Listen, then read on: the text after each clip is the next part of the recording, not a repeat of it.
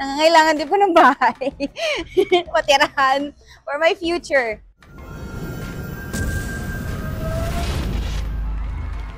Hi Clash Nation! This is Liana Castillo from Season 5. Magbabalik for The Clash 2025.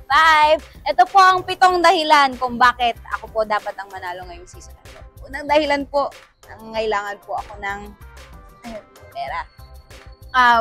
Pangalawa po, syempre, nangangailangan din po ng bahay. Patirahan for my future. That's my third. Syempre po, para po sa aking kinabukasan. Pang-apat, I'm doing this for someone that really is important to my life and the very reason of my existence as well. Why I'm living ngayon. And pang-lima po, as an inspiration po sa kanila. Yan.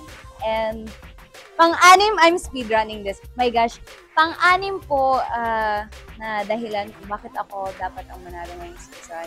For more opportunities and more syempre projects. Pang-pito po, last but not the least, for myself na ito, sa wakas, narating ko na rin, not as grand finalist, but as a champion.